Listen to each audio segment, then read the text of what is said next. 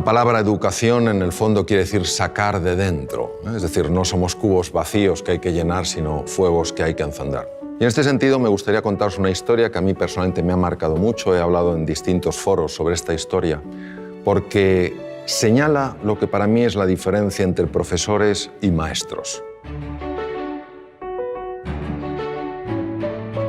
En 1951, en la ciudad de Detroit, nace un joven, un chico de color, que pronto nota lo que es la pérdida, porque siendo jovencito el padre se va y se queda la madre, una mujer que no tenía estudios, una mujer que se había dedicado a cuidar de sus hijos y se ve con esta situación, con la situación de que tiene que sacar adelante una familia, se dedica a limpiar apartamentos, a limpiar hospitales, etcétera, etcétera. Y claro, cuando uno ha vivido en la ciudad de Detroit, como he vivido yo trabajé en un hospital que se llama Henry Ford, en neurocirugía.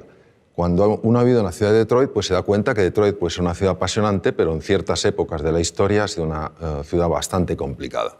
En los años 50 verdaderamente había un apartheid, una especie de apartheid, es decir, las personas de color se tenían que sentar en sitios distintos que las personas blancas, tenían que ir a baños diferentes, etcétera, etcétera. Y claro, este chico era un chico de color, era un chico pobre y que pronto pues, fue destacando no por su talento, sino por lo que consideraban que era su estupidez. Tampoco por su serenidad, sino más bien por su tendencia, su temperamento violento. Cualquiera que hubiera tenido, digamos, una bola de cristal habría imaginado que este chico habría acabado sin duda en un penal en los Estados Unidos, si no muerto en un combate entre bandas enfrentadas.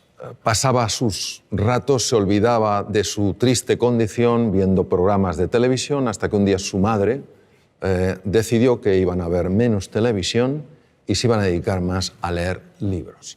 Y les obligó a leer libros yendo a la biblioteca pública de Detroit, y el joven Benjamin, empezó a enamorarse de los libros. Quiero que entendáis que en el colegio este niño tenía las peores notas, pero había un profesor, el profesor de ciencias, que verdaderamente era un maestro. Él creía que en todo ser humano hay grandeza, que en todo ser humano hay potencial, y que la misión de un maestro es ayudar a que ese potencial se despliegue y florezca.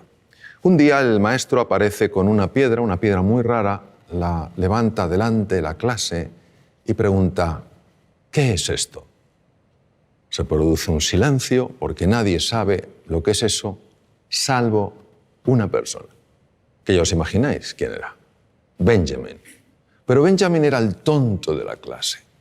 La primera pregunta es ¿por qué lo sabía Benjamin? Benjamin lo sabía porque en la biblioteca pública se había dedicado a leer libros de ciencias y por casualidad o sincronicidad, quién sabe, había encontrado libros sobre minerales y había una foto de esa piedra. Pero ¿vosotros pensáis que el tonto de la clase se atreve a hablar? No, porque tú mismo ya matas la respuesta antes de que nazca, es imposible. Si no lo sabe el resto, tengo que estar equivocado aunque parezca que estoy en lo correcto. Pero el profesor sostenía en la roca: de verdad que nadie sabe lo que es esta roca. Y tímidamente el joven Benjamin alzó la mano. Es muy fácil decir: venga, Benjamin, ¿cómo lo vas a saber tú? Si tú no sabes nada. Pero aquel profesor mantuvo un espíritu curioso, interesado. Él sabía que en todo ser humano hay grandeza. La buscaba. Benjamin, ¿tú lo sabes? Sí.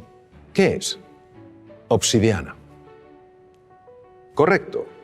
¿Pues sabes algo más de la obsidiana? Y vaya que sí sabía el joven Benjamin. Empezó a hablar sobre la obsidiana, las temperaturas elevadísimas, luego el frío, cómo cristaliza la roca, etcétera, etcétera. Supuso un antes y un después en la vida de este chico, porque este chico recuperó la confianza en sí mismo. Creyó que era posible aprender. Creyó en sí mismo. Este chico pasó de ser el último de la clase a ser el mejor estudiante de su colegio. Hizo realidad su más profundo sueño, que era absolutamente imposible: ser médico. Se convirtió en el mejor neurocirujano infantil de la historia, profesor Ben Carson. Ben Carson en 1987 hizo una operación de separar a dos gemelos siameses unidos a nivel craneoencefálico.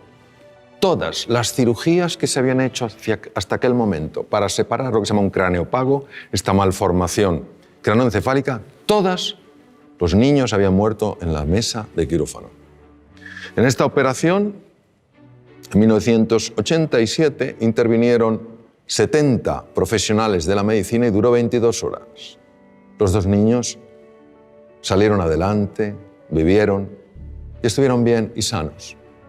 Él aplicó técnicas especiales de cirugía cardíaca a la neurocirugía.